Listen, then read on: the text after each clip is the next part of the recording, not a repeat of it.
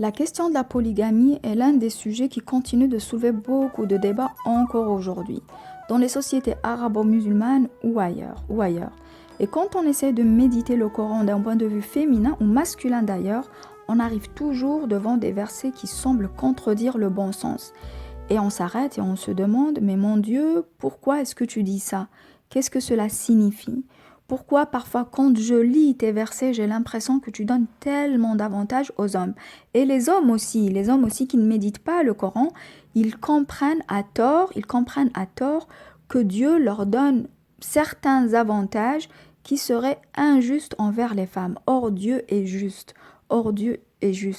Il n'a pas mis une seule loi dans le Coran qui serait injuste envers les femmes ou envers les hommes, envers les enfants ou envers les adultes ou quoi que ce soit. Dieu est juste et miséricordieux.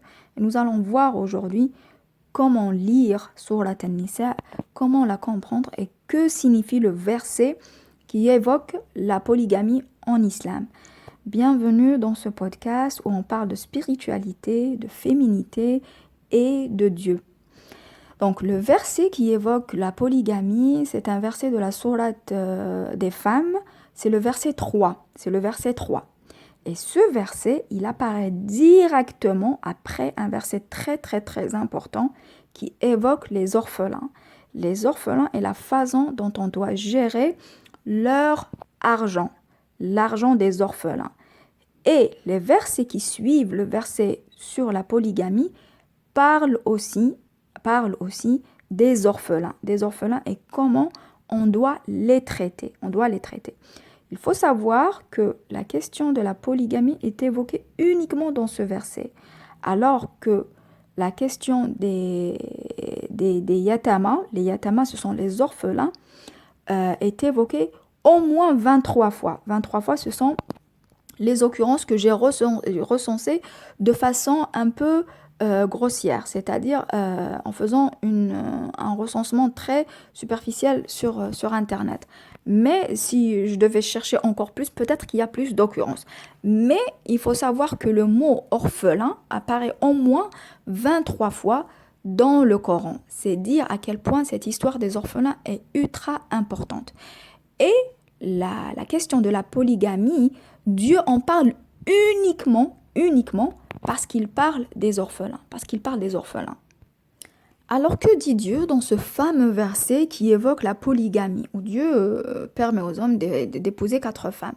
وَإِنْ خِفْتُمْ أَلَّا تُقْسِطُوا فِي الْيَتَامَى فَانكِحُوا مَا طَابَ لَكُم مِّنَ النِّسَاءِ مَثْنَى وَثُلَاثَ وَرُبَاعَ فَإِنْ خِفْتُمْ أَلَّا تَعْدِلُوا فَوَاحِدَةً أَوْ مَا مَلَكَتْ أَيْمَانُكُمْ ذَلِكَ أَدْنَى أَلَّا تَعُولُوا. Et si vous craignez de n'être pas juste envers les orphelins, il est permis d'épouser 2, 3 ou 4 parmi les femmes qui vous plaisent, mais si vous craignez de n'être pas juste avec celle-ci, alors une seule ou des esclaves que vous possédez.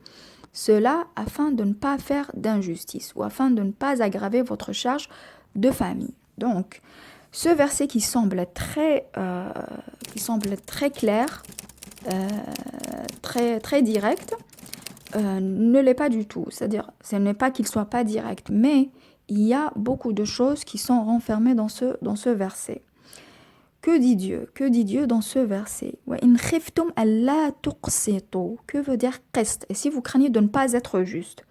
Alors, qist en arabe vient de aqsata, qui ne signifie pas juste, comme vous le voyez dans la traduction en français. Qist أَلَّا تُقْسِطُوا, si vous craignez de ne pas pouvoir répartir équitablement. C'est ça la traduction la plus proche de la version arabe. La tuqsitu, ça veut dire la répartition équitable. Que veut dire Dieu ici? Pour expliquer Allah tuqsitu, ici, si vous craignez de ne pas être juste, je dois vous lire le verset qui précède, le verset 2, où Dieu parle des orphelins. وَأْتُوا الْيَتَامَ أَمْوَالَهُمْ وَلَا تَتَبَدَّلُوا الْخَبِيثَ بِالطَّيِّبِ وَلَا تَأْكُلُوا أَمْوَالَهُمْ إِلَى أَمْوَالِكُمْ إِنَّهُ كَانَ حُوبًا كَبِيرًا. Et donnez aux orphelins leurs biens, n'y substituez pas le mauvais au bon, ne mangez pas leurs biens avec les vôtres, c'est vraiment un grand péché. C'est-à-dire que Dieu ici met en garde les hommes, les personnes en charge des orphelins qu'ils ont reçus en héritage, que sais-je. Il leur dit, ne mélangez pas leurs biens avec les vôtres sous prétexte que vous les avez en charge, sous prétexte que vous les prenez en charge, sous prétexte que vous gérez leurs biens, Et c'est là que le mot taqsitu, qui vient dans le verset de la polygamie, et si vous craignez de n'être pas juste, wa in khiftum alla tuqsitu prend tout son sens. Si vous craignez de ne pas répartir équitablement les biens avec les yatama, avec les orphelins, c'est-à-dire un homme qui a ses propres enfants et il gère les biens d'autres orphelins. Qu'est-ce qu'il va faire, par exemple? Il ne va pas prendre, par exemple, à chaque fois 30, 40 euros, 50 euros ou 100 euros de l'argent des orphelins pour le dépenser sur eux. Il va dépenser il va prendre ce dont ont besoin les orphelins d'une somme en général qu'il va répartir entre les dépenses qu'il va dépenser sur ses enfants et les dépenses qu'il va dépenser sur les orphelins. Ça veut dire ici que pour répartir équitablement, il doit donner à chaque enfant ce dont il a besoin selon son âge, selon ses besoins, selon qu'il est malade ou en bonne santé. Donc, un enfant, par exemple, de 5 ans n'aura pas besoin de la même somme qu'un enfant de 18 ans. Vous imaginez, par exemple, un enfant de 18 ans ou de 15 ans qui est orphelin, il aura besoin de plus d'argent que l'enfant de 5 ans ou de 8 ans dont le gérant de l'argent ou des biens de l'orphelin est le père. J'espère que vous m'avez suivi. Donc, il faut faire très attention à la gestion des biens des orphelins. Et donc, Dieu leur dit, soyez équitables en répartissant les biens. Ne dépensez pas n'importe comment et surtout ne prenez pas plus dans les biens des orphelins sous prétexte que vous gérez leurs biens. Donc, il faut appliquer le mot qist. Et il leur dit, si vous craignez de ne pas être équitable en répartissant l'argent ou en gérant l'argent des enfants orphelins, si vous craignez de ne pas être équitable, qu'est-ce que vous pouvez faire pour être plus équitable? Vous pouvez épouser leur mère, la mère des orphelins, et vous pouvez aller jusqu'à 4. Bien sûr, ici, on comprend très bien que c'est une situation exceptionnelle. Et il faut faire attention à la préposition si. C'est très important ici le mot si. Wa in khiftum, c'est-à-dire qu'il y a une condition. C'est-à-dire que la polygamie est apparue ici. Dieu ne l'évoque que par rapport à cette situation où on est en charge des biens des orphelins. On les prend en charge, on gère leurs biens, et puis on ne sait pas trop comment dépenser leur argent, comment leur donner leur argent, on ne sait plus combien leur donner ou pas. Donc Dieu leur dit, pour être plus équitable avec eux, vous pouvez épouser leur mère, les prendre entièrement en charge, et vous pouvez aller jusqu'à 4, par exemple, comme en situation de guerre. Par exemple, quand il y a eu la guerre en Syrie, il y a eu un phénomène, c'est-à-dire beaucoup des hommes du Golfe ont prétendu vouloir épouser des Syriennes pour les prendre en charge leurs enfants. Mais qu'est-ce qu'ils ont visé? Ils ont visé les jeunes filles. Ils ont visé les très très jeunes filles, les filles qui avaient 16 ans, 15 ans. Ils n'ont pas visé les femmes avec des orphelins. Or, Dieu parle de la polygamie uniquement dans ce sens-là.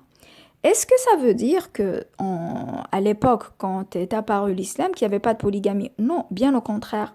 C'est parce qu'il y avait le phénomène de la polygamie avait beaucoup d'ampleur et que les hommes prenaient beaucoup de femmes, que Dieu, au lieu de leur dire, vous arrêtez la polygamie tout de suite et vous n'épousez plus du tout qu'une seule femme, ce que vous allez faire, c'est que vous allez appliquer la polygamie uniquement dans cette situation-là. Quand il y a des orphelins envers qui vous voulez être bon. Il faut savoir que dans la société pré-islamique, la société de la péninsule arabique pré-islamique, la polygamie était un phénomène socio-culturel très normal, très normal. Les hommes avaient tous plusieurs femmes. Et le prophète, sallallahu alayhi wa sallam, quand il avait épousé Khadija, envers qui il était resté fidèle et monogame pendant plusieurs années, avait fait l'exception dans la société polygame de l'époque. Polygame de l'époque. C'est dire qu'un homme, aussi arabe soit-il, aussi viril soit-il, aussi masculin soit-il, et on- il n'y a pas d'homme plus masculin et plus viril comparable au prophète sallallahu alayhi wa sallam qui était resté monogame avec Khadija. Bien sûr, il y a eu plus tard, avec l'avènement de l'islam, il a épousé d'autres femmes, mais c'était toutes des femmes âgées ou divorcées, ou il ne les a pas épousées pour le plaisir charnel. Il les avait épousées pour servir sa risala, pour servir son message. Et Dieu en parle dans le Coran. Il en parle dans le Coran. Et donc, le fait que le prophète était resté fidèle à Khadija dans cette longue période où il l'avait épousée, ça prouve que la polygamie n'est pas la norme. Dieu n'incite pas à la polygamie, sinon le prophète aurait été polygame depuis le début. Depuis le début. Or, ce n'est pas le cas. Ce n'est pas le cas. Et le cliché sur le prophète,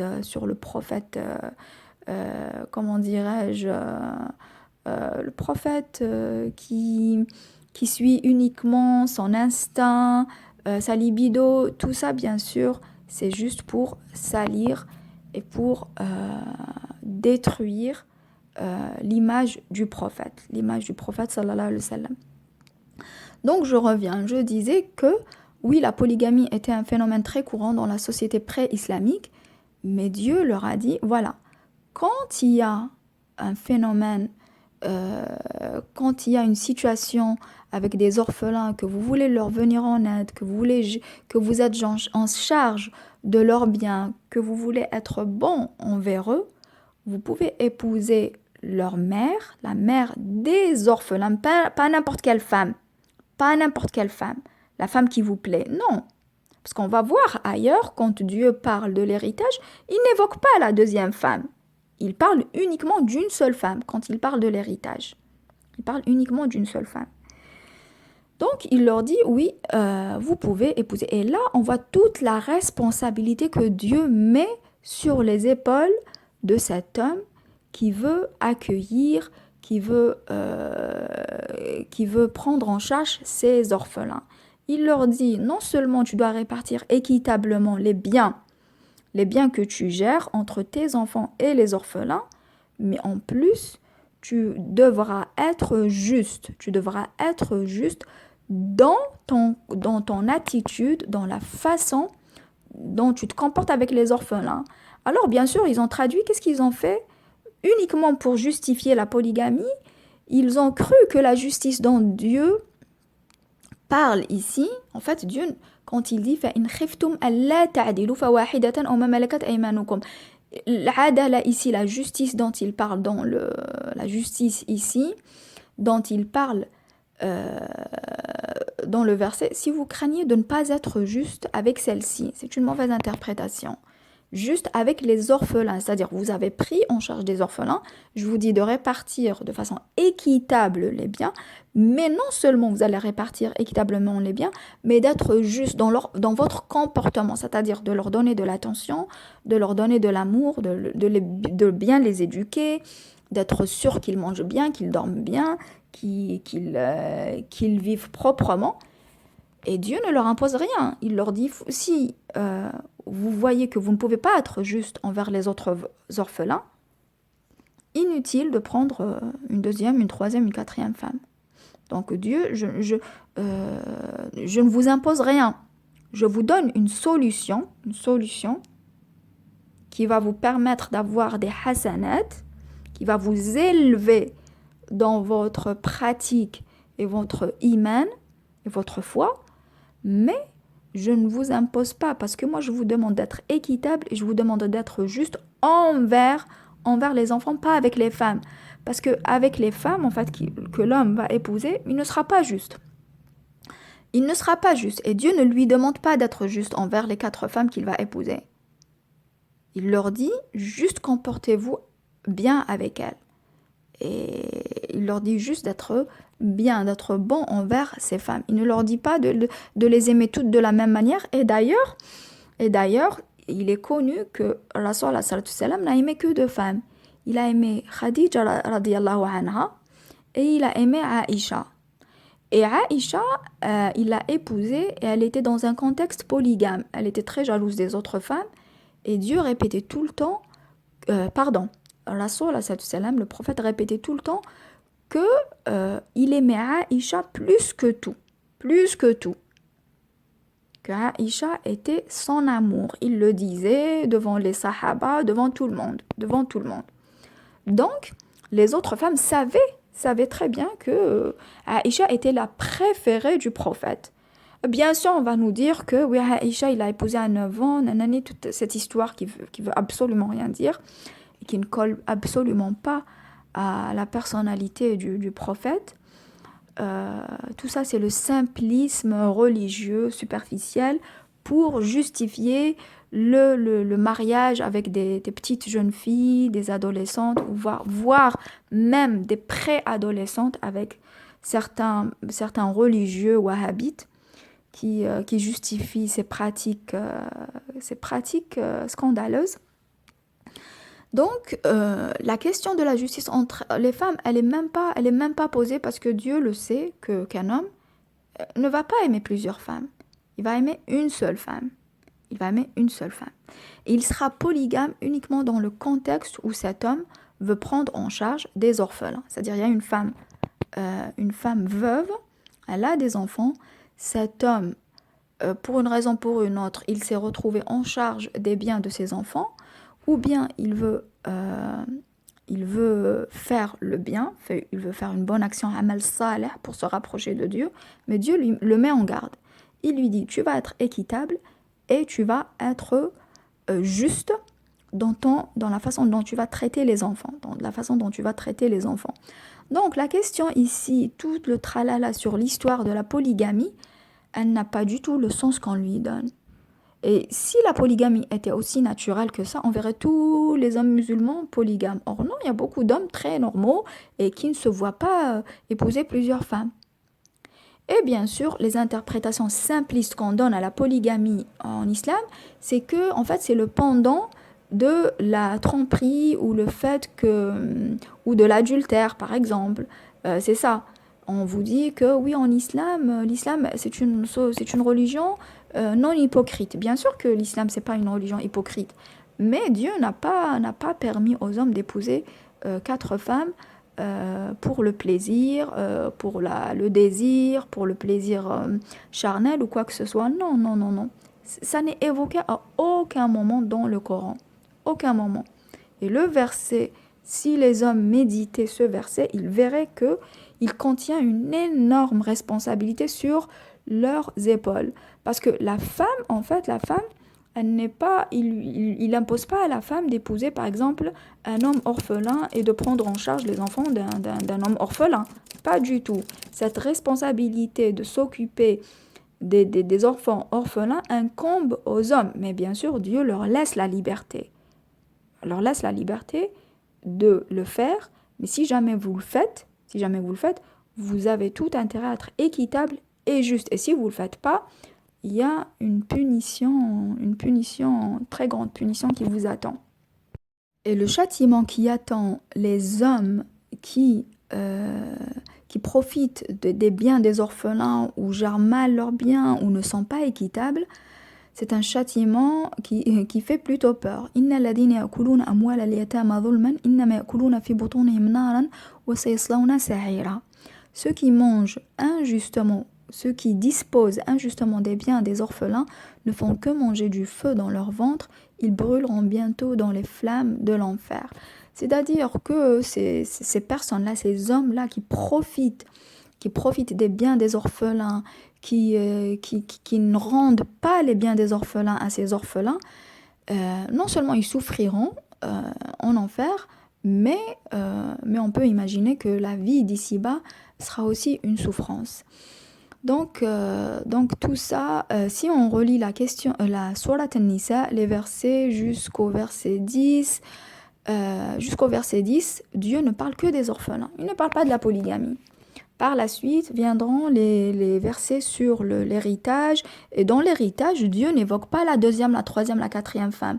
Dieu n'évoque que la première femme.